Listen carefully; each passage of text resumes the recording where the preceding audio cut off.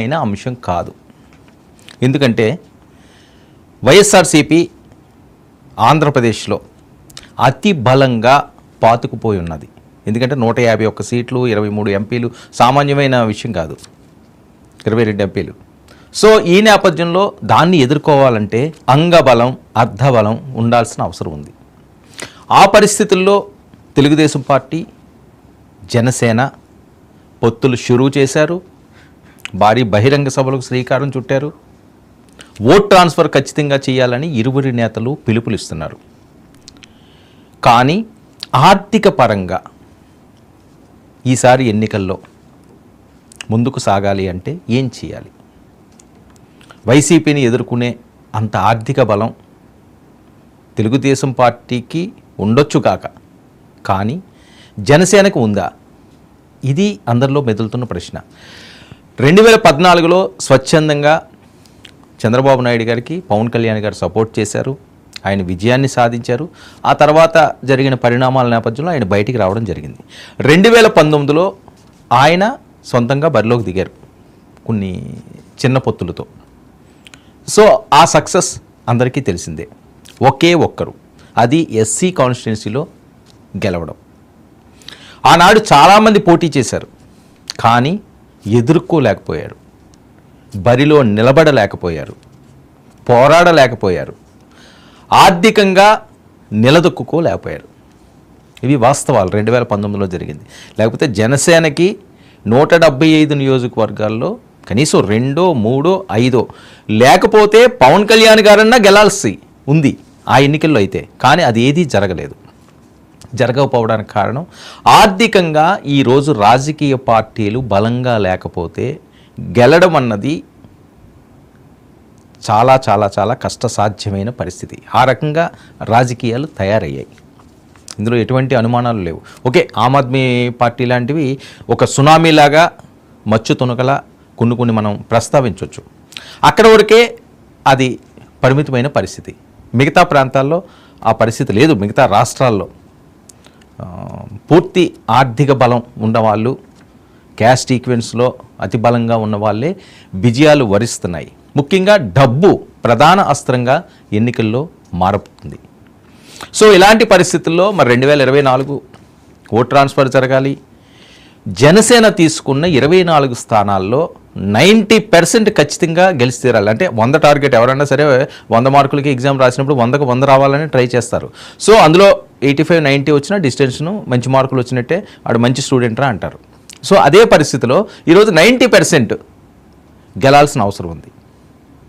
అంటే కనీసం 18-20 స్థానాల్లో ఉన్న జనసేన గెలిస్తే 2029కి ఖచ్చితంగా 2019 అనే అంశం అన్నది పూర్తిగా తొలగిపోతుంది. 29లో మళ్ళీ కొత్త ఆవిష్కరణ, జనసేన ప్రత్యామ్నాయంగా రాజకీయంగా ఎదిగే విధంగా ఉంటుంది అన్నది అందరూ మాట్లాడే పరిస్థితి. మరి ఇలాంటి టైంలో ఎన్నికలు సమీపిస్తున్న వేళ ఆర్థికంగా ఎలా బలపడాలి?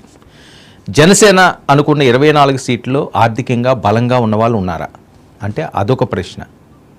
ఓకే, మొదటి నుంచి జెండా పట్టుకోవడం, పవన్ కళ్యాణ్ గారు అడుగుల్లో అడుగు వేసుకుంటూ వెళ్ళడం, ప్రాణత్యాగాలకి తెగించేయమండం, లేకపోతే ధర్నాలు చేయడం, ఆందోళనలు చేయడం, ఏదన్నా ఒక పవన్ కళ్యాణ్ గారు ఒక మాట మాట్లాడితే దాన్ని తూచా తప్పకుండా ఆచరించే జన సైనికులు ఉన్నారు, పవన్ కళ్యాణ్ గారు భక్తులు ఉన్నారు. సో అంతవరకు బాగానే ఉంది. కానీ తర్వాత పరిస్థితి, ఎన్నికలు ఎదుర్కోవాలంటే అది సరిపోతుందా? మాటలతో ఓట్లు వస్తాయా? ఇది చాలామందిలో ఉన్న ప్రశ్న. దానికి సమాధానం కూడా ప్రతి ఒక్కరికి తెలుసు. పైకి మాట్లాడకపోయినా, మేకపోతు గాంభీర్యాలు ప్రదర్శించిన, జీరో పాలిటిక్స్ అని ఇవన్నీ కూడా ప్రసంగాలు చేసినా అది ఇప్పటికైతే వర్కౌట్ అవ్వదు. ఖచ్చితంగా ఫ్యూచర్లో వర్కౌట్ అవ్వాల్సి ఉంది. ఈ రాజకీయాలకి తెరపడాల్సిన అవసరం ఉంది. డబ్బుతోటే రాజకీయం చేసే ఈ పరిస్థితి నుంచి మార్పు రావాలి దేశవ్యాప్తంగా. అది అందరూ కోరుకునేది. కానీ ఈ ఎన్నికల్లో అది అసాధ్యం. సుసాధ్యం చేద్దామని అనుకోవడంలో తప్పులేదు, కానీ అసాధ్యం. అది జరిగే పరిస్థితి అయితే లేదు. 2 monthsలో 2-3 నెలల్లో రిజల్ట్స్ కూడా వచ్చేస్తాయి, ఎన్నికలు అయిపోయి. ఇలాంటి టైంలో ఆర్థికంగా నిలదొక్కుకోవాలి. ఆర్థికంగా బలంగా స్ట్రాంగ్గా ఉండాలి అంటే ఏం చేయాలి? డబ్బులు కుమ్మరించాలి, కోట్లు తీసుకురావాలి, సో ప్రధాన పార్టీలకైతే ఫండింగ్లు ఉంటాయి, కొంతవరకు సహాయం అందిస్తారు. బడాబాబులందరూ వాళ్ళకి నచ్చిన పార్టీకి వాళ్ళు ఎంతో కొంత సాయం చేస్తారు, ఫండింగ్ రూపంలో వాళ్ళకి అందిస్తారు. కానీ జనసేనకు అలాంటి పరిస్థితి ఉందా? లేదనే చెప్పాలి. ఎందుకంటే ఈరోజు డబ్బులు ఇచ్చి రేపు నాకు టికెట్ ఇమ్మంటారు, నా నెత్తినెక్కి కూర్చుంటారు, నన్ను ఇబ్బంది పెడతారు, నన్ను రోడ్డును లాగుతారు, నన్ను బద్నాం చేస్తారు, ఎవరిష్టం వచ్చినట్టు వాళ్ళు మాట్లాడతారు. సో నాకు ఎవరి ఫండింగ్ అవసరం లేదు. ఏదో ఆశించి నాకేదో సాయం చేసుకున్న వాళ్ళ అనుకున్న వాళ్ళకి నేను ఖచ్చితంగా పక్కన పెడతాను, నాకు అవసరం లేదని బహిరంగంగా ప్రకటించిన నాయకుడు జనసేనాని. మిగతా వాళ్ళు అలా అంటారు, ఓకే తర్వాత చూద్దామండి, ముందు మీరు ఏముంటుంది పంపించండి, మన ఎన్నికలు వస్తున్నాయి కదా, చాలా ఖర్చు ఎక్కువ ఉంటుంది, ఫస్ట్ ఖజానా నిండాలి, పని చేసుకోవాలి, ఎన్నికలకి వెళ్ళాలి, ఎన్నికలు సజావుగా సాగాలి, ఖర్చు పెట్టాలి, బ్యానర్లు అవనియండి, వేరే అవనియండి, ఓటుకి తాయిలాలు అవనియండి, లేకపోతే వాళ్ళు ఖర్చు పెట్టి అవనియండి, లేకపోతే జనాల గ్యాదరింగ్ అవనియండి, క్యాంపెయిన్లు అవనియండి. ఒక అంశం కాదు, ఎన్నికలు వచ్చినాయి అంటే మంచినీళ్ళ డబ్బు ఖర్చు పెట్టే సంస్కృతి ఈరోజు వేళ్ళూరిపోయి ఉంది సమాజంలోని. సో ఇలాంటి పరిస్థితుల్లో ఆర్థికంగా బలపడాలి అంటే ఎక్కడి నుంచి వస్తాయి అవి? ఈయన నాకొద్దు, నాకు అలాంటి అవసరం లేదని చెప్తున్నాడు. సరే ఓకే, అభిమానం ఉన్న వాళ్ళు కొంతమంది ఏమన్నా ఇస్తే ఇవ్వచ్చేమో, దానివల్ల ఎన్నికలు సక్సెస్ఫుల్గా సాగవు. అంటే ఖర్చు విషయంలో అంత వచ్చే పరిస్థితి అయితే ఆ పార్టీకి ఉండదు. పార్టీని పెట్టారు, పార్టీని నడిపిస్తున్నారు, ఒక పక్క సినిమాలు, మరో పక్క రాజకీయం, రెండు పడవల మీద అడుగులు వేయడం అన్నది చాలామంది విమర్శిస్తున్న విషయం. మన దగ్గర కోట్లాది రూపాయల ఆస్తులు మూలుగుతుంటే ఖజానాలో ఏదన్నా మనం చేయొచ్చు, కానీ ఆ పరిస్థితి లేదు. ఈరోజు నేను సినిమా చేస్తేనే నాకు 4 రూపాయలు వస్తాయి, దాంతో నేను ముందుకు సాగాలి.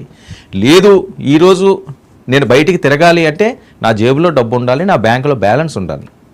జస్ట్ ఒక టూర్కి వెళ్ళాలంటేనే, ఓ ఫ్యామిలీతోటి ఒక కుటుంబం ఒక టూర్కి వెళ్ళాలి అనుకుంటే బాగా ఆర్థిక స్తోమత ఉన్న వాళ్ళు ఫ్లైట్లో వెళ్తారు, ఎవరికి నచ్చినట్టు వాళ్ళు ఖర్చు పెట్టుకుంటారు, వాళ్ళ గురించి ప్రస్తావన కాదు.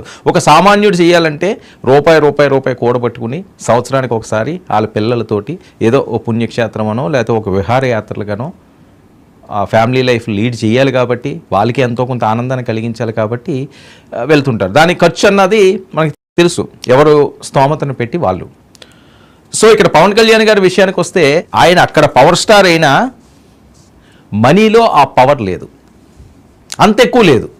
అంటే ఓకే, ఆయనకి ఉన్నంతలో చిరంజీవి గారు వీటితో పోల్చుకుంటే ఆయనకి పెద్దగా అన్ని ఆస్తుపాస్తులు కూడబెట్టిన సంఘటన లేదు. వచ్చిన సమాచారం అందరూ మాట్లాడుతున్న అంశం ఏంటంటే, ఒకటో రెండో సైట్లు ఉన్నాయి, అదేదో ఫామ్ హౌస్ ఏదో ఉన్నట్టున్నది, వ్యవసాయ క్షేత్రం ఏదో, ఆయన అప్పుడప్పుడు అక్కడి నుంచి వీడియోలు అవి పంపిస్తుంటారు కదా, అదొకటి ఉంది, ఒకటో రెండు ఇల్లులు ఉన్నాయి, పెద్దగా ఆస్తిపాస్తులు ఏం లేవు. ఉన్నవి కూడా గతంలో కొన్ని సందర్భాల్లో కొన్ని పరిస్థితుల్లో ఇల్లు కూడా అమ్మిన పరిస్థితి అయితే గతంలో ఉన్నది, అది పెద్ద ఎత్తున వైరల్ అయింది, ఆ ఇల్లు కూడా అమ్మేసిన పరిస్థితి. సో డూ ఆర్ డై, ఏదో ఒకటి తేల్చుకోవలసిన అవసరం వచ్చింది ఈ ఎన్నికల్లో, రాజకీయ పరంగా నిలదొక్కుకోవాలి అంటే. మరి అలాంటి పరిస్థితుల్లో మరి పవన్ కళ్యాణ్ ఈసారి తెగించాలంటే ఏం చేయాలి? అందుకని ఆయన తీసుకున్న నిర్ణయం అందరినీ ఆశ్చర్యపరుస్తుంది, సోషల్ మీడియాలో వైరల్ అవుతున్న అంశం అది. అమ్మకానికి పవన్ కళ్యాణ్ గారికి ఉన్న కొన్ని ఆస్తుల్లో ఆయన దాన్ని కూడా నిర్మోహమాటంగా అమ్మి ఈరోజు ఎలక్షన్ల కోసం డబ్బు కోసం ఆస్తులు అమ్మకానికి పెట్టారు. ఇది రాజకీయ పరంగా ఒక పవర్ ఉన్న వ్యక్తి, కోట్లాది మంది లక్షలాది మందికి అభిమానాన్ని చూరగొడుకున్న ఒక వ్యక్తి ఈ రకమైన చర్యలకు పాల్పడడం జన సైనికుల గుండెలు పిండేస్తుంది అన్నది సోషల్ మీడియా ఓపెన్ చేస్తే ఇదే. ఏంటి రాజకీయాల్లోకి ఎవరో సంపాదించుకోవడానికి వస్తారు, ఆస్తులు కూడబెట్టడానికి వస్తారు, తరతరాలకి ఉండడానికి కోటలు నిర్మించుకుంటారు, పటిష్టమైన కోటలు నిర్మించుకుంటారు, అలాంటి రాజకీయాల నుంచి ఉన్నవే తక్కువ, అందులో మళ్ళీ ఆయన అమ్మకానికి పెట్టుకుండి ఎన్నికల కోసం వెళ్ళడమేంటి? అందరిని పరుస్తున్న అంశాలు ఇవి. సో దీనిపై విపరీతంగా వీడియోలు ట్రోల్ అవుతున్నాయి పెద్ద ఎత్తున. పవన్ కళ్యాణ్ గారు ఆయన రాజకీయ అడుగులకు, ఆయన చేస్తున్న వాటికి ఆయనకి ప్రశంసలు అందుతున్నాయి. కానీ పడ్డవాడికే బాధ తెలుస్తుందట, దెబ్బ తగిలినోడికే నొప్పి తెలుస్తుంది అన్నది ఒక సామెత. ఒడ్డు మీద ఉన్నవాడికి లోతు తెలియదు, లోపల ఉన్నవాడు. నువ్వు ఇలా స్విమ్ చేయరా, అలా స్విమ్ చేయరా అని మనం డైరెక్షన్ ఇస్తాం.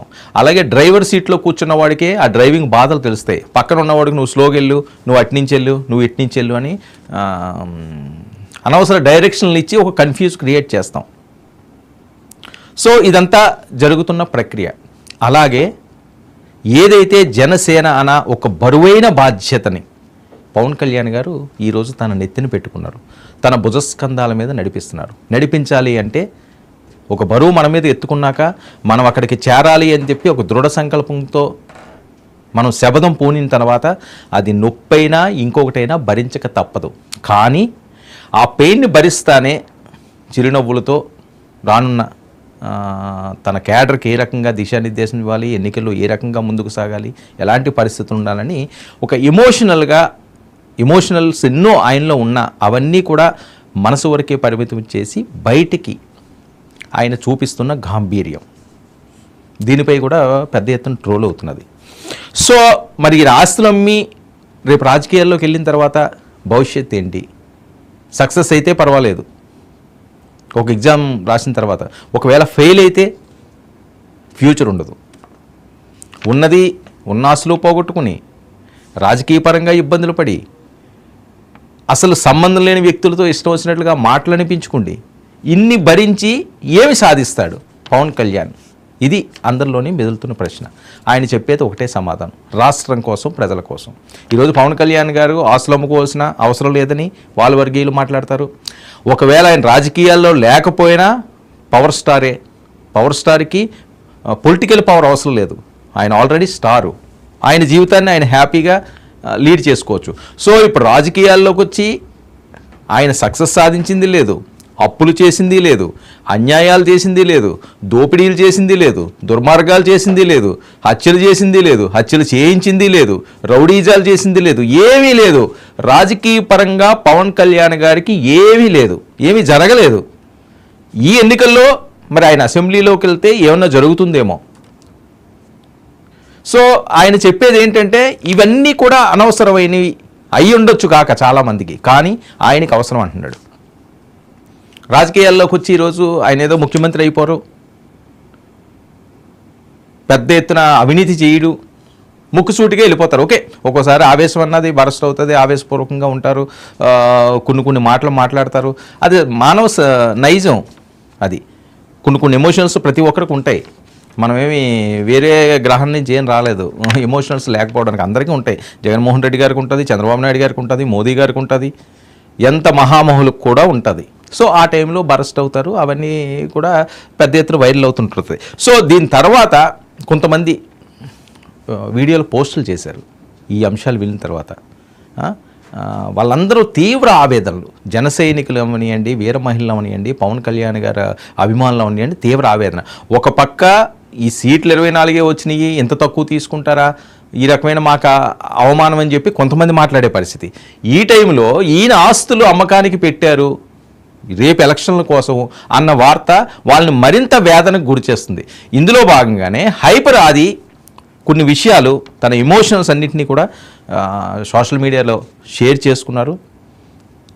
అదొక్కసారి విందాం, విన్న తర్వాత నేను కంటిన్యూ చేస్తాను ప్లీజ్. అంటే జనసేనకి 24 సీట్లు అని అనౌన్స్ చేయగానే చాలామంది పవన్ కళ్యాణ్ గారిని తిడుతున్నారు, కొంతమంది అలుగుతున్నారు, కొంతమంది అసంతృప్తి చెందుతున్నారు, ఇంకొంతమంది అయితే మోసిన జెండానే కిందేసి కాలుస్తున్నారు, ఇంకొంతమంది అయితే ఆ వేసిన స్టిక్కర్స్ను లాగేసి పీకేస్తున్నారు. ఇవన్నీ చూసి నిజంగా మనసుకి చాలా చాలా చాలా బాధ అనిపించింది. ఒక్కసారి ఆవేశంతో కాకుండా మీ ఆత్మసాక్షిగా ఆలోచించి చెప్పండి, తను నమ్ముకున్న ప్రజలను కానీ తనతో నడుస్తున్న నాయకులను కానీ మోసం చేసే వ్యక్తిత్వం పవన్ కళ్యాణ్ గారికి ఉంటుందా అండి? పెట్టిన పార్టీకి సపోర్ట్ చేసే మనమే ఇంత ఆలోచిస్తే ఒక పార్టీ పెట్టిన వ్యక్తి ఇంకెంత ఆలోచించుంటాడు? ఒక డెసిషన్ తీసుకోవడానికి తనలో తాను ఎంత మదనపడి ఉంటాడు? ఇది ఒక్కసారి ఆలోచించాలని మనస్ఫూర్తిగా కోరుకుంటున్నాను. 10 సంవత్సరాలుగా ఎటువంటి అవినీతి చేయకుండా తన సొంత కష్టార్జితంతో పార్టీని నడుపుతున్న గొప్ప నాయకుడు పవన్ కళ్యాణ్ గారు. అలాంటి వ్యక్తి గురించి మన శత్రువులు మాట్లాడినట్టు మనం కూడా మాట్లాడితే నిజంగా బాధ అనిపించిందండి. అంటే 24 సీట్లు ఏంటి, అదేంటి, ఇదేంటి అని 2019లో కనీసం ఆయన్ను కూడా గెలిపించుకోలేని మనం అదేంటి ఇదేంటి అని అడిగే హక్కు నిజంగా మనకు ఉందంటారా? అరే, చిన్న పరీక్ష ఫెయిల్ అయితేనే ఇంట్లో నుంచి ఒక 10 రోజులు బయటికి రాము. అలాంటిది ఇంత పెద్ద ప్రజా సంగ్రామంలో 2 చోట్ల ఓడిపోయి కూడా 2వ రోజే సమస్య అనగానే పరిగెత్తుకుంటూ వెళ్ళి ఆ సమస్యను సాల్వ్ చేసిన గొప్ప మనసు పవన్ కళ్యాణ్ గారిది. తన పిల్లల కోసం బ్యాంకులో దాచిన డబ్బును కూడా తీసి కౌలు రైతుల కష్టాలు తీర్చిన పవన్ కళ్యాణ్ గారి గురించా మనం ఇలాంటివన్నీ మాట్లాడేది? ఎన్నో సమస్యల మీద ఎంతోమందికి ఎన్నో రకాలుగా సహాయం చేసిన వ్యక్తిత్వం. రోజుకు 2 కోట్లు తీసుకునే ఒక స్టార్ హీరో సంపాదించిందంతా సహాయ కార్యక్రమాలకే పెట్టేసి ఆల్మోస్ట్ అప్పు చేసి మరీ ఒక పార్టీని నడుపుతున్నాడని మీలో ఎంతమందికి తెలుసు? అలాంటి పవన్ కళ్యాణ్ గారి గురించి మనం ఎలా పడితే అలా మాట్లాడేస్తున్నాం. దేశంలో ఇన్ని రాజకీయ పార్టీలు ఉన్నాయి, ఇంతమంది రాజకీయ నాయకులు ఉన్నారు. ఎవరైనా సరే మేము అధికారంలోకి వస్తే అది చేస్తాం ఇది చేస్తాం అనేవాళ్ళే కానీ ప్రతిపక్షంలో ఉండగా ఏనాడైనా వాళ్ళ జేబులో నుంచి 1 రూపాయి తీసి ఎవరికైనా సహాయం చేశారా? అలా సహాయం చేసిన ఏకైక రాజకీయ నాయకుడు పవన్ కళ్యాణ్ గారు. అలాంటి వ్యక్తిని పట్టుకొని మనం కులాన్ని తాకట్టు పెట్టాడు, పార్టీని తాకట్టు పెట్టాడు, ప్యాకేజ్ తీసుకున్నాడు అని చాలా ఈజీగా అనేస్తున్నాం. అమ్మలాంటి కులాన్ని పార్టీని తాకట్టు పెట్టే వ్యక్తి పవన్ కళ్యాణ్ గారు. డబ్బుకు అమ్ముడుపోతాడా?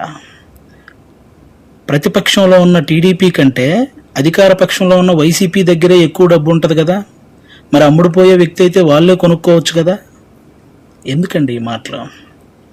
పవన్ కళ్యాణ్ గారు ప్రజలు పంచే ప్రేమకు బానిస కానీ నాయకులు పంచే డబ్బుకి ఎప్పటికీ బానిస కాడు, అవ్వడు. అభిమానించటం అంటే మనకు అనుకూలంగా ఉన్నప్పుడు జై కొట్టడం, అనుకూలంగా లేనప్పుడు బాయి చెప్పడం కాదండి. ఒక నాయకుడు ఎలాంటి డెసిషన్ తీసుకున్నా దానికి కట్టుబడి ఉండటాన్నే అభిమానించటం అంటారు. అదే నిజమైన అభిమానం అంటారు. అలా ఉండగలగాలి. ఎవరో రెచ్చగొట్టే మాటలు, మన మీద కావాలని చూపించే జాలికి వాటిని చూసి మన నాయకుడిని మనమే ఎప్పుడు తక్కువ చేసి మాట్లాడకూడదు. అలాగే టీడీపీ కార్యకర్తలకు కూడా నా నుంచి ఒక చిన్న విన్నపం అండి. 2014లో 1 సీటు కూడా ఆశించకుండా పూర్తి మద్దతు చంద్రబాబు నాయుడు గారికి ప్రకటించారు. ఆ త్యాగాన్ని గుర్తించాలని మనస్ఫూర్తిగా కోరుకుంటున్నాను. అలాగే 2023లో 14 సంవత్సరాలు ముఖ్యమంత్రిగా చేసిన ఒక వ్యక్తిని, పేద కుటుంబాల్లో ఎంతోమంది పేద విద్యార్థులు వాళ్ళు ఐటీ జాబ్ చేయొచ్చు, అమెరికాలోకి వెళ్ళి సెటిల్ అవ్వచ్చు అని ఈ ఐటీని తెలుగు రాష్ట్రాల్లో ప్రతి ఒక్కరికి పరిచయం చేసినటువంటి చంద్రబాబు నాయుడు గారు లాంటి వ్యక్తి ఒక 70 ఏళ్ల పైబడిన వ్యక్తిని జైల్లో పెడితే నిజంగా చాలామందికి బాధ అనిపించింది. అలాగే పవన్ కళ్యాణ్ గారు అక్కడికి వెళ్ళి కలవడం జరిగింది. పొత్తు అనేది పెద్ద సభలు పెట్టి ఆడంబరంగా చేసుకోవచ్చు, కానీ అలాంటి ఆడంబరాలు కోరుకోలేదు. అక్కడ కష్టాన్ని చూశాడు. ఆ జైలు ముందుకు వచ్చి అక్కడే పొత్తును ప్రకటించాడు. ప్రకటించిన వెంటనే జన సైనికులందరికీ ఏం చూసించాడో తెలుసా? అవసరంలో మనం ఆదుకున్నాం కాబట్టి అనవసరంగా టీడీపీని ఎవరైనా తక్కువగా మాట్లాడడం కానీ తప్పుగా మాట్లాడడం కానీ చేయొద్దని జన సైనికులందరికీ సూచించారు. ఒక సభలో మనం మాట్లాడేటప్పుడు జనసేన టీడీపీ అని సంబోధిద్దాం, వాళ్ళు మాట్లాడేటప్పుడు టీడీపీ జనసేన అని సంబోధిస్తారు అని కూడా చెప్పి కార్యకర్తల్లో ఒక ఉత్సాహాన్ని నింపారనమాట. అంటే ఒక పొత్తు ధర్మాన్ని ఇంతకంటే నిజాయితీగా పాటించే వ్యక్తి ఎవరైనా ఉంటారా? ఎక్కువ సీట్లు తీసుకొని ఇన్నే గెలిచాడా అనిపించుకోవటం కంటే తక్కువ సీట్లు తీసుకొని అన్నీ గెలిచాడు అనిపించుకోవటం కరెక్ట్ అని భావించి 24 సీట్లకే పరిమితం అయ్యారు. కాబట్టి టీడీపీ కార్యకర్తలందరికీ రేపొద్దున ఆ 24 చోట్ల టీడీపీ కార్యకర్తల ఓటు ట్రాన్స్ఫర్ ఖచ్చితంగా జనసేనకు జరగాలి. ఆయన త్యాగాన్ని రుణం తీర్చుకోవాల్సిన సమయం వచ్చిందని నేను అనుకుంటున్నాను. అలాగే పవన్ కళ్యాణ్ గారి మాటని గౌరవించి జనసేన కార్యకర్తలు కూడా టీడీపీ నిలబడ్డ ప్రతి చోట ఆ ఓటు ట్రాన్స్ఫర్ జరగాలని మనస్ఫూర్తిగా కోరుకుంటున్నాను. చాలామందికి ఈ 24 సీట్లు ఏంటి అదేంటి అని అసంతృప్తిగా ఉన్న వాళ్ళకి ఒక చిన్న ఎగ్జాంపుల్ చెప్తాను. మహేంద్ర సింగ్ ధోని క్రికెటర్ మీ అందరికీ తెలుసు. ఆయన వచ్చిన కొత్తలో స్టార్టింగ్లో డక్అవుట్ అయ్యాడు. ఆ తర్వాత మంచి మంచి షాట్లు కొట్టి ఒక 24 పరుగులు చేశాడు. ఇతనిలో గేమ్ ఉంది అని అందరికీ తెలిసేలా చేశాడు. ఆ తర్వాత గేమ్ చేంజర్ అయ్యాడు. ఆ తర్వాత గేమ్ విన్నర్ అయ్యాడు. ఫైనల్గా క్రికెట్నే శాసించాడు. మన నాయకుడు కూడా అంతే. స్టార్టింగ్లో 2 చోట్ల ఓడిపోయి ఉండొచ్చు. ఇప్పుడు 24 సీట్లతో అసెంబ్లీలోకి 21 సీట్లతో అసెంబ్లీలోకి వెళ్ళొచ్చు, 3 పార్లమెంట్ సీట్లు గెలవచ్చు. రాజకీయం బాగా తెలిసినవాడు అని అందరూ అనుకోవచ్చు. ముందు ముందు ఆయనే గేమ్ చేంజర్ అవ్వచ్చు, ఆయనే గేమ్ విన్నర్ అవ్వచ్చు. మీరు చూస్తుండగానే ఈ రాజకీయాల్ని శాసించవచ్చు. కాబట్టి ఎప్పుడు ఎవరిని తక్కువగా అంత ఈజీగా ఒక పార్టీ నడిపే అధ్యక్షుడు ఎంత ఆలోచించుంటే ఇవన్నీ చేస్తుంటాడని గుర్తుపెట్టుకొని మాట్లాడాలని మనస్ఫూర్తిగా కోరుకుంటున్నాను. ఆయన నిలబడ్డ 24 సీట్లు గెలిపించి ఒక మంచి పొజిషన్లో ఉంచండి. మన మనసులో ఉన్న పొజిషన్కి ఆయనే చేరుకుంటారు. థ్యాంక్ యూ అందరికీ. అంటే 10 సంవత్సరాల నుంచి హైపర్ అది ప్రస్తావించిన అంశాలు ఒక క్రికెటర్ని కూడా ఆయన ఎగ్జాంపుల్గా చూపించడం జరిగింది. సో ఆస్తులు అమ్మకానికి పెట్టారు. ఆ వచ్చిన డబ్బులతో రేపు ఎన్నికలకి వెళ్ళాల్సిన అవసరం ఉంది అన్నది ఆయన ఊహ. కానీ చాలామంది విమర్శకులు విసిరే అస్త్రాలు, చంద్రబాబు నాయుడుతో 24 సీట్లకి పవన్ కళ్యాణ్ ఎందుకు ఒప్పుకున్నాడు? ప్యాకేజ్ కదా, ప్యాకేజ్ తీసుకున్నాడు, అందుకనే ఒప్పుకున్నాడు. జన సైనికులను అమ్మేశాడు, కాపు సామాజిక వర్గాలను తాకట్టు పెట్టేశాడు. ఇవన్నీ మాట్లాడుతున్న అంశాలు. కాపు సామాజిక వర్గాన్ని అమ్మడానికి పవన్ కళ్యాణ్ గారి దగ్గరకు ఉన్న హక్కు ఏంటి? కాపు సామాజిక వర్గం అంత వీక్గా ఉందా? అమ్ముడుకు పోవడానికి వాళ్ళు సిద్ధంగా ఉన్నారా? పవన్ కళ్యాణ్కి ఆ వర్గాన్ని అమ్మవాల్సిన అవసరం ఏంటి? ఇవన్నీ ప్రశ్నలు. సమాధానాలు అన్నవి దీనికి దొరకవు. ఎవరికి నచ్చినట్లుగా వాళ్ళు రాసుకోవచ్చు. అది రైట్ ఆన్సరా రాంగ్ ఆన్సరా అన్నది ఉండదు రాజకీయాల్లో. ఎవరి స్క్రిప్ట్ వాళ్ళే, ఎవరి స్క్రిప్ట్ వాళ్ళు అద్భుతంగా రచించుకోవచ్చు. కాపు సామాజిక వర్గం అమ్ముడుపోయే వర్గమా? పోరాటాలు చేసే బ్లడ్ అది. మరొక వైపు ఏదో సాధించాలన్న తపన ప్రతి వర్గానికి కూడా. ఎందుకంటే చాలా వర్గాలకి రాజ్యాధికారం వచ్చింది, అత్యధిక ఓటు శాతం ఉన్న మాకెందుకు రాదు అన్నది వాళ్ళ ఆవేదన. అంతేగాని ఒక చిరంజీవి గారు అమ్మేస్తే అమ్ముడుపోవడానికో, లేకపోతే పవన్ కళ్యాణ్ గారు అమ్మేస్తే అమ్ముడుపోవడానికో, లేకపోతే రేపు ఇంకోటి ఎవడో వస్తే వాళ్ళు అమ్మేస్తే అమ్ముడుపోవడానికో ఎవరిని ఎవడు అమ్ముతాడండి? ఎవరిని ఎవరు అమ్ముతారు? ఎవరికా హక్కు ఉంది? అమ్మితే అమ్ముడుపోయే వాళ్ళు ఎవరు? చంద్రబాబు నాయుడు గారు కమ్మ సామాజిక వర్గాన్ని నేను అమ్మేస్తాను అంటే, సార్ మమ్మల్ని అమ్మేయండి సార్, ఎంతో కొంత తీసుకోండి సార్ మీరు, అయ్యో మీకోసం మేము అమ్ముడుపోవా అని అమ్ముడుపోతారా? జగన్మోహన్ రెడ్డి గారు రెడ్డి సామాజిక వర్గాన్ని అమ్మేస్తారా ఎవరికన్నా? అసలు మనం ఏం మాట్లాడుతున్నాం, ఎటువైపు రాజకీయాలను తీసుకువెళ్తున్నాం? సద్విమర్శలు చేయడంలో తప్పు లేదు. ఎవరైనా, అది పవన్ కళ్యాణ్ అయినా, చంద్రబాబు నాయుడు గారైనా, జగన్మోహన్ రెడ్డి గారైనా, లేకపోతే ఇంకొకరైనా విమర్శనలా ఉండాలి. శృతి మించకూడదు, గతి తప్పకూడదు. అది ప్రతి ఒక్కరూ పాటించాల్సిన అవసరం. రాజ్యాధికారం అంటారా, మీరు ప్రజల్లోకి వెళ్ళండి, వాళ్ళు మెప్పు పొందండి, ఓట్లు వేయించుకోండి, గెలండి. 5 సంవత్సరాలు కాదు, 10 సంవత్సరాలు కాదు, 15 సంవత్సరాలు కాదు, 20 సంవత్సరాలు కాదు, మీరే పాలించండి. ఎవడు వద్దన్నాడు? ఎవరు వద్దని లేదు కదా. అరే మీ దమ్ అది. ప్రజల్లో మీరు ఆ విశ్వాసాన్ని చూరగొన్నారు, సక్సెస్ అవుతున్నారు, గుడ్, గో హెడ్, ఎవరు కాదనలేదే.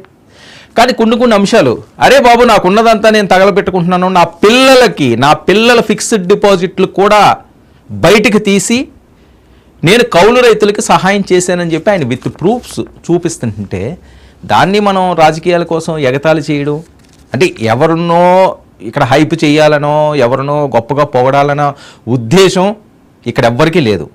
కానీ జరిగిన వాస్తవాలు, జగన్మోహన్ రెడ్డి గారు ఆ రకంగా చేశారా? ఖచ్చితంగా అది పొగుడుతాం. చంద్రబాబు నాయుడు గారు చేశారా? అది పొగుడుదా. ఇక్కడ వ్యక్తులు కాదు, వ్యక్తిత్వం, మానవత్వం, స్పందించే హృదయం, కష్టాల్లో ఉన్నవారికి నేను సైతం అనే ఒక భరోసా, ఒక మాట, ఒక చేయూత, ఇది సమాజానికి ఉన్నత స్థితిలో ఉన్న వాళ్ళు చేయాల్సింది. ఇప్పుడు సామాన్యమైన వాడు చేయమంటే అది చేయలేడు. వాళ్ళ ఇంట్లో పిల్లలకి తిండి పెట్టకుండా వాళ్ళదే బ్రతుకు జీవుడా అని చెప్పి దినదినగండంగా బతుకుతున్న జీవులకు ఇది కష్టం. కానీ ఆర్థికంగా బలపడిన వాళ్ళకి అదేం కష్టమేం కాదు. సాయం చేయడం అన్నది ఒక దాన్ని వర్ణించలేం, దానికి నామకరణాలు ఉండవు. సాయం చేసే గుణానికి, మంచితనానికి, మానవత్వానికి, ఉన్నత వ్యక్తిత్వానికి, వీటికి పేర్లు ఎవరైనా పెట్టగలరా? అసలు డిక్షనరీలో పేర్లు దొరుకుతాయా? ఒక మంచితనానికి, మంచి వ్యక్తిత్వం, మంచోడండి, మంచి వ్యక్తిత్వం ఉన్నవాడండి, గొప్పోడండి అంటారు. ఎన్నన్నా వర్ణించుకోవచ్చు వాళ్ళ కోసం. సో క్షణికమైన అధికారాలు, ఈరోజు మనం పోతే రేపటికి రెండో రోజు. ఎంత గొప్పోడైనా ప్రపంచంలో ఎంత గొప్ప వ్యక్తి అయినా ఈరోజు మనం ప్రాణం వదిలితే రేపటికి రెండో రోజు. 3 రోజులు ఫీల్ అవుతారు, లేకపోతే 10 రోజులు ఫీల్ అవుతారు. 11వ రోజు నుంచి ఎవడ పని ఆడు చేసుకుంటాడు. ఆ కార్యక్రమం అయిపోయి భోజనాలు చేసాక ఏ ఇంట్లో ఉన్నా సరే, గొప్పోళ్ళ ఇంట్లో ఉన్నాయండి, సామాన్యమైన ఇంట్లో ఉన్నాయండి, వాళ్ళతో పాటు మనం ఏం ప్రాణత్యాగాలు చేసాము. ఇదొక సైకిల్, జీవిత చక్రం, తిరగాల్సిందే. అది నువ్వు ఆగితే నీ ప్రాణం పోతుంది. అక్కడ నీ ప్రాణం పోయినప్పుడే సైకిల్ ఆగుతుంది. ఎవరిదన్నా లైఫ్ స్టైల్, నువ్వు తిరగవలసిందే. నువ్వు బతికున్నంతకాలం, నీ కొన ఊపిరి ఉన్నంతకాలం నువ్వు తిరగాలి. అది మంచా చెడ్డానే. సో మన నడవడికలో మనం తిరిగే ఆ రూట్లో మనం ఏం చేస్తున్నాం అన్నది ఆత్మవిమర్శన చేసుకోవాలన్నది. సో ఆ నేపథ్యంలోనే ఆయన పిల్లలు, నేను ముందుగా చెప్పి ఫిక్స్డ్ డిపాజిట్లు తీసి కౌలు రైతులకు అందించారు. ఏ నాయకుడు ఆ రకంగా అందించారన్నది వాళ్ళ ప్రశ్న. వీళ్ళు చెప్తారా? అప్పుడు కూడా ప్యాకేజ్ తీసుకున్నారని. ఎవరు తీసుకుంటారు? ఎవరిస్తారు ప్యాకేజ్? నేను కౌలు రైతులకు నేను సాయం చేస్తానండి అంటే ప్యాకేజ్ ఇస్తారా ఎవరన్నాని? మీరు చేయండి సార్, పవన్ కళ్యాణ్ గారు మీరు సూపర్ అండి, చాలా బాగా చేస్తున్నారు సార్, ఇదిగోండి ఈ 10 కోట్లు పట్టుకెళ్ళి కౌలు రైతులకు మీరు సాయం చేయండి అని ఇస్తారా? అధికార పార్టీ వాళ్ళు కదా చేయాల్సింది, గతంలో అధికారం చలాయించిన వాళ్ళు కదా చేయాల్సింది. ఆ బాధ్యత ఎవరికి? సక్సెస్ఫుల్ పొలిటీషియన్స్కి. అరే ఆయనకి సక్సెస్సే లేదు, ఇంకా మొదలవలేదు, మొదటి మెట్టులోనే ఉన్నాడు ఆయన పొడిచి ఇబ్బంది పెట్టి రాజకీయంగా కనుమరుగు చేయాలనే వ్యూహం రచిస్తున్నారా అన్నది జన సైనికుల ఆవేదన, కొంతమంది విశ్లేషకులు మాట్లాడే అంశాలు.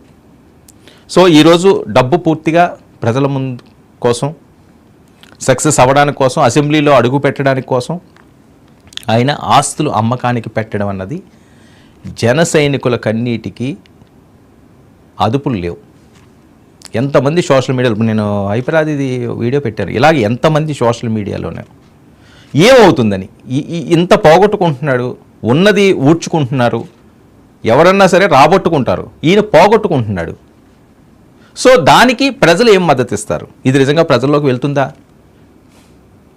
వీరు మరొక వైపు అదంతా యాక్టింగ్, అసలు ఏమీ లేదు, ఆయన ఎందుకు అసలు తాగట్టు పెట్టుకుంటాడు. అప్పుడే చంద్రబాబు నాయుడు గారు ఆయన ఖజానాకి అంతటికీ కూడా కోట్లు పెట్టేశారు. వచ్చేసిన కోట్లన్నీ కూడా అది తీసి అలా అలా అలా పంచుకోవడం, కొన్ని కోట్లు ఆయన ధన భాండాగారంలో సేవ్ చేసుకోవడమే అని చెప్పి కొంతమంది మాట్లాడే పరిస్థితి. సో అంత నటించాల్సిన అవసరం లేదు కదా రాజకీయాల్లోని. దీనికోసం నేను ఆస్తులు అమ్ముకుంటున్నాను, నా పిల్లలు ఫిక్స్డ్ డిపాజిట్ నుంచి ఇచ్చారని చెప్పి ఆయన రిలీజ్ చేసిన గతంలో పేపర్స్, ఇదిగో ఇందులో నుంచి నేను తీసేది ఈ అకౌంట్ నుంచి అని క్లియర్గా ఉన్నాడు కదా. సో నేను అనేది ఏంటంటే, విమర్శలు చేసుకోవడంలో తప్పులేదు, రాజకీయ విమర్శలు చేసుకోండి, అంతేగాని ఒక కులాన్ని తాకని పెడుతున్నాడని ఆ కులాలందరినీ కూడా అవమానించకూడదు. అన్ని కులాల్లో అందరూ ఉత్తములు ఉంటారు, ఎవరో తప్పుడు మనుషులు ఉంటారు, వాళ్ళ వల్ల ఒకరిద్దరో లేకపోతే ఆ కుటుంబమో ఆ గ్రామమో ఆ ప్రాంతమో ఏదో ఇబ్బందులు పడుతుంటూ ఉండాలి. కానీ ఒక మనిషినే టార్గెట్ చేసి అన్ని రకాలుగా ఇబ్బంది పెట్టి ఈ రకమైన రాజకీయాలు చేయడం అన్నది మంచి పరిణామం కాదు. సో తాడేపల్లి గూడెం సభలో మరి ఏ రకంగా పొత్తు పార్టీలని ప్రజలు ఆహ్వానిస్తారు, రానున్న రోజుల్లో దీని పరిస్థితులు ఏమవుతాయి, మరి ఆర్థిక పరంగా ఇబ్బందుల్లో ఉన్న పవన్ కళ్యాణ్ గారు ఈసారి దాన్ని అధిరోహించి ఆయన సొంత డబ్బులు ఖర్చు పెట్టుకుండి ఎంత సక్సెస్ తీసుకురాగలరు. ఎందుకంటే జనసేనకి ఇచ్చిన సీట్లో 24కి సంబంధించి నాకు తెలుసు 10 మంది ఏమైనా ఆర్థికంగా బలపడి ఉంటారు, అంటే మిగతా 14 మంది కూడా ఈయన పెట్టాలేమో. ఈయన ఎక్కడో పిఠాపురం నుంచి పోటీ చేస్తారంటున్నారు, మొన్నటి వరకు భీమవరం అన్నారు, ఇప్పుడు పిఠాపురం అన్నారు. పిఠాపురంలో ఈయన పోటీ చేసి నెగ్గడానికైతే ఆస్తులు అమ్ముకోవాల్సిన అవసరం లేదు, ఆయన ఓట్ బ్యాంక్ ఆయనకు ఉంటుంది ఖచ్చితంగా. ఎందుకంటే సుమారు 90,000 పైబడిన ఓట్ బ్యాంక్ ఉన్న సామాజిక వర్గం అక్కడని అదేదో చూన్ చేసుకున్నారట. సో ఎవరి వ్యూహాలు అనుకుంటే పులివెందుల నుంచి జగన్మోహన్ రెడ్డి గారు ఎందుకు బయటికి రారంటే ఆయన స్ట్రాంగ్గా ఉన్నారు అక్కడ, ఆయన ఓట్ బ్యాంక్ ఉంది, ఆయన గెలిపించుకుంటారు. కుప్పం నుంచి చంద్రబాబు నాయుడు గారు ఎందుకు బయటికి రారంటే రారు, సేఫ్ ప్లేస్ అది. సో ఈయన ఒక సేఫ్ ప్లేస్ ఎంచుకున్నాడు, దానికోసం అయితే ఆస్తులు తాకట్టు పెట్టడం కాదు. ఎవరైతే వీక్గా ఉన్నారో ఇప్పుడు సీట్లు ఇచ్చేవారు వాళ్ళ కోసం ఈయన మరొక త్యాగం చేస్తున్నాడు. ఆ త్యాగం మరి ఫలితాలు అందిస్తుందా? 7,000 గెలిస్తే ఈయనకి ఫలితం అందించడానికి ఏముండదు. ఈయన పార్టీ ఉండినా లేకపోతే లేకపోయినా ఆయన క్లోజ్ చేసుకుంటూ వెళ్ళిపోయినా 4 రోజులు ట్రోల్ చేస్తారు, ఒక 5 రోజులు తిడతారు. ప్రజారాజ్యం పార్టీ చిరంజీవి గారిని ఏం చేశారు? ఆయన మళ్ళీ మగాళ్ళలాగా మెగాస్టార్ లాగా రీబౌన్స్ అయ్యాడు, ఇప్పుడు మళ్ళీ అందరినీ అలరిస్తున్నాడు. అదే జరుగుతుంది. పార్టీ పోయినంత మాత్రాన లేకపోతే జనసేన లేకపోయినంత మాత్రాన ఆంధ్రప్రదేశ్లో పవన్ కళ్యాణ్కి ఏమీ నష్టం లేదు. ఇబ్బంది పడేవాళ్ళు ఒక సామాన్యంగా పెద్దగా అవినీతి ఇవి అవి ఆ మరకలు లేని వాళ్ళు కోట్లాది మంది కాకుండా మధ్యతరగతి సామాన్యులకు కూడా అందుబాటులో వచ్చే విధంగా పార్టీలో ఎంతో కొంత స్థానం వచ్చే ఛాన్స్ అన్నది జనసేనకే ఉంటుంది అన్నది అందరికీ తెలిసిన బహిర్గతం. ఎందుకంటే వైఎస్ఆర్సీపీలోనూ టీడీపీలోనూ అంత ఈజీగా సామాన్యులు మెట్లు ఎక్కలేరు. సో ఇందులో ఎక్కొచ్చు ఎప్పుడు ఆయన సక్సెస్ అయితే. మరి ఆ సక్సెస్ ఇస్తారా ఇవ్వరా, ఈ ఆస్తులతోటే సరిపోతుందా, ఇంకా ఎలాంటి చేయబోతున్నారు పవన్ కళ్యాణ్ గారు, మరి ఇవంతా ప్రజలు గమనిస్తున్నారా? రానున్న రోజుల్లో దీని పర్యవసానాలు ఏ రకంగా ఉంటాయి? ఇవన్నీ ఏపీ రాజకీయాలను మరింత హీటెక్కిస్తున్నాయి. మరొక వైపు పవన్ కళ్యాణ్ గారు ఆస్తులు అమ్మకానికి అన్నది ఈరోజు సోషల్ మీడియాని షేక్ చేస్తుంది. ఏంటి రాజకీయం, ఏంటి నాయకుడని. మరది దాని పర్యవసానాలు రానున్న రోజుల్లో ఏ రకంగా ఉంటాయన్నది సర్వత్రా అందరిలోని ఆసక్తికరాన్ని